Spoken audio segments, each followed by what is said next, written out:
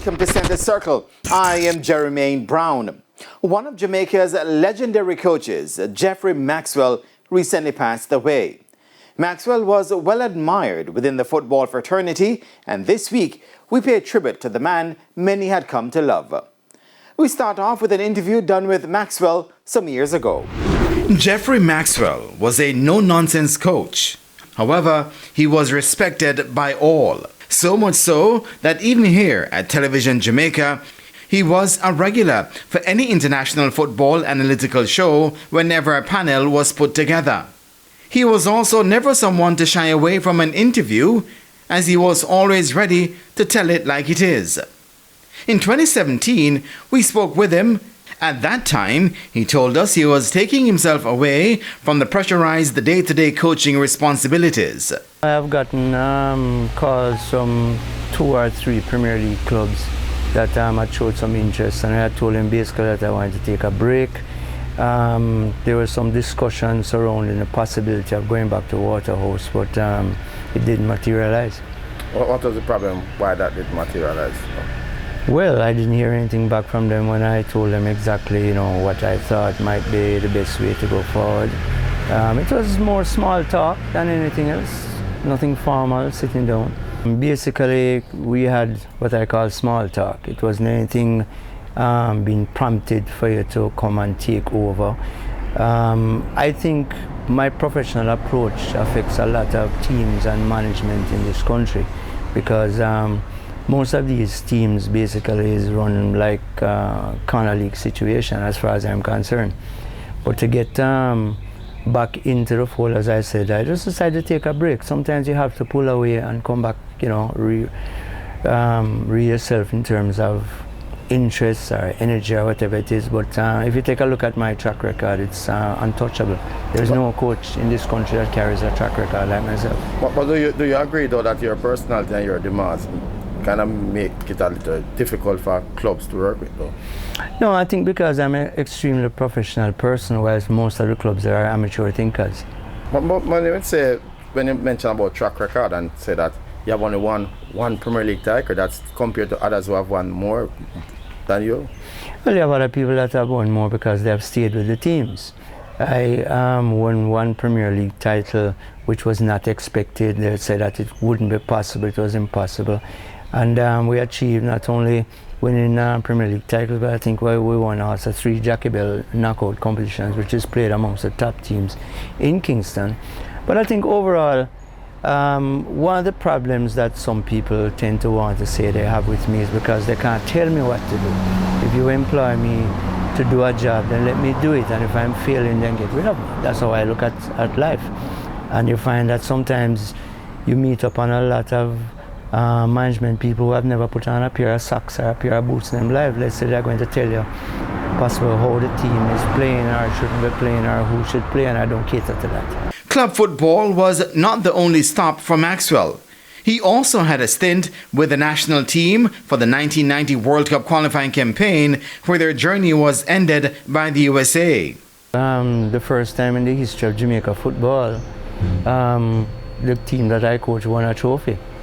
And that is something that most people don't know, because I don't walk around and try and, glamorize myself. But when you look back at all what has taken place over the years, we just used to go to competitions and then we come out of competitions with nothing. We went down to Barbados and played in a competitive game for a trophy, and that trophy is up at the Jamaica Football Federation office. It's the largest trophy they have in the cabinet. So these things happen, Football is a very cruel game at the top, and you have to know when to back away from certain things and when to go forward. I think when I came on board into the football, possibly my thinking was a little bit more advanced than those who were there. And sometimes people have a difficulty in trying to understand the way forward. I thought we made an attempted approach to qualify for the World Cup a couple of years back, but I don't think I got the type of support that was required at a national level. When foreign coaches come here, they get every possible attention or means or wants that they want. Whenever I bring up the same things that these national foreign coaches come here and do, You don't get and they get. You were probably the first coach to bring to bring overseas based players to Jamaica, play for Jamaica. But many would say that you bring one of the worst one, Lenny Denny.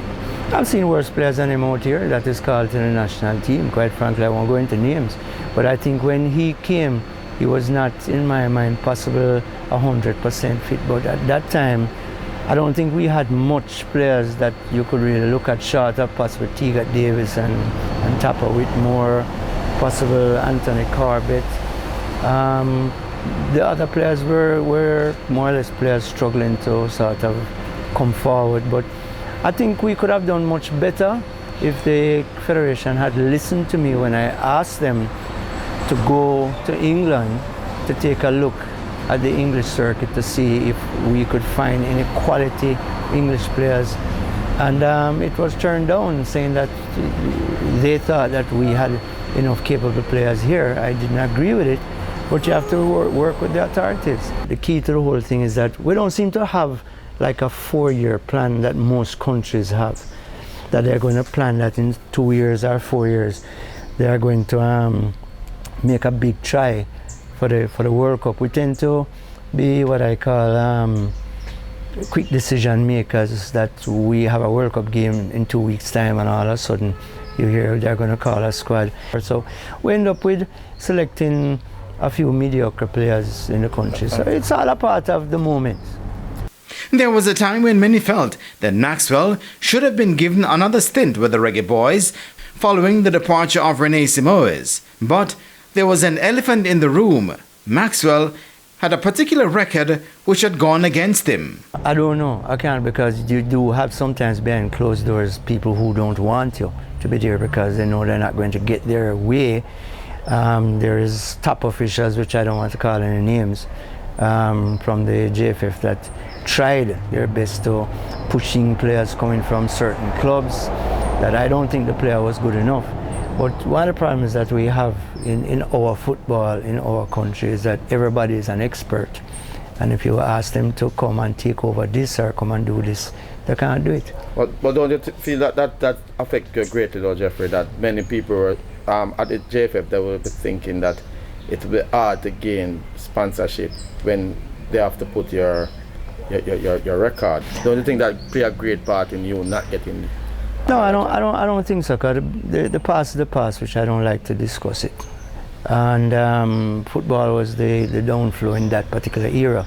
But the key to the whole situation, there have been, I think, 2 persons, which I'm not going to call any name, at very, very large companies out here that have said, why the JFF don't carry back into the program, because we could do this or we could do that.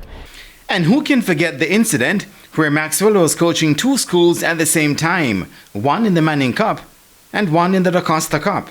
It had never happened before and has not happened since. I think I'm a type of person from I was sort of born that wanted to have become a priest, and priest help people in dire needs. When I was at Haile Selassie, we had achieved a lot there, and I was asked by a friend of mine if I would come and help them out down in the country here. I felt that as long as I said to them that you will be able to give me transportation to come to you or whatever, because most of their training didn't begin until about, give and take, 4:30 in the evenings. Whilst with Haile Selassie, in terms of the school was over where we could train until possibly about 3:30 in the evenings. And it didn't take him more than about possibly 45 minutes to reach down.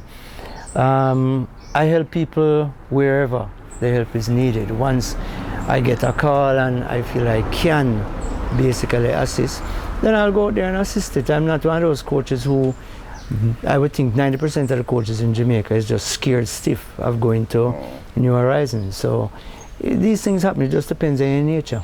Maxwell's last coaching duties was with New Kingston in the Casafa Major League.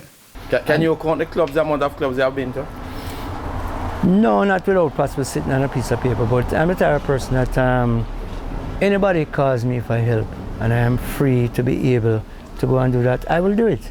Quite frankly, I mean, one of my long-time dreams is to actually go back to Real Mona, where I started my football, and see if I could, uplift them and get them back in.